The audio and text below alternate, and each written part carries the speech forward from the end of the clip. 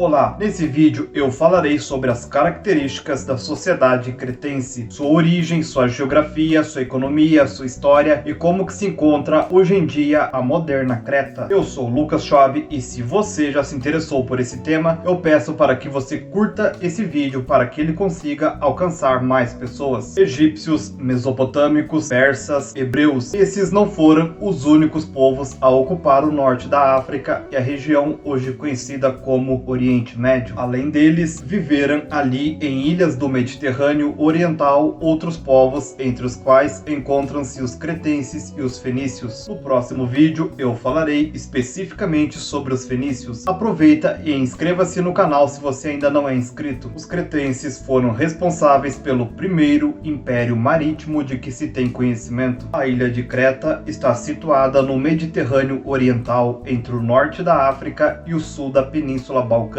região hoje ocupada pela Grécia. Na antiguidade, aí se desenvolveu uma sociedade que teria particular influência na formação do povo grego, a sociedade cretense ou minoica. Foi com os cretenses que os aqueus, que foram os primeiros indo-europeus a penetrarem na Península Balcânica, aprenderam a arte da navegação, as técnicas agrícolas e certos padrões artísticos, religiosos e políticos. Essa influência da sociedade cretense se revelaria em algumas das primeiras manifestações artísticas e em certos mitos da sociedade grega. Assim, a história do Minotauro transcorre em um labirinto existente no Palácio de Knossos, que era a principal cidade cretense. Você já ouviu falar do Minotauro? Me conte nos comentários se você conhece essa lenda. Para quem não conhece, Minotauro é um ser fantástico de corpo humano e cabeça de touro, que faz parte da mitologia grega. Segundo a lenda do Minotauro, de 7 em 7 anos, a cidade grega de Atenas enviava a Creta 7 moças e 7 rapazes para serem devorados pelo Minotauro. A prática teria acabado quando Teseu, que é o herói fundador de Atenas, matou o Minotauro no interior do labirinto. É possível que a lenda do Minotauro e de sua morte esteja relacionada à destruição de Knossos, que ocorreu em 1400 a.C. pelos aqueus. Nessa época, Creta era governada pelo rei Minos, palavra que pode corresponder também a uma espécie de título usado por diversos reis de Creta e que deu origem à palavra minoica, também empregada para designar a sociedade cretense. Antes da destruição de Knossos, a sociedade minoica mantinha intenso intercâmbio com Micenas, cidade fundada na Península Balcânica pelos aqueus. O início do povoamento da ilha de Creta é incerto. Seus primeiros habitantes podem ter vindo da própria região mediterrânea, hipótese reforçada pelas características físicas dos cretenses, que eram baixos e morenos, características essas que são semelhantes às dos povos do Mediterrâneo. Entretanto, alguns pesquisadores acreditam na possibilidade de a ilha ter sido ocupada por arianos procedentes da Ásia Menor. Os acontecimentos da história cretense podem ser assim resumidos: de 3000 a 2000 a.C., formaram-se na ilha pequenos vilarejos. Seus habitantes viviam do trabalho com metais e comercializavam com o Egito e com as ilhas Cíclades do mar Egeu. A partir de 2400 a.C.,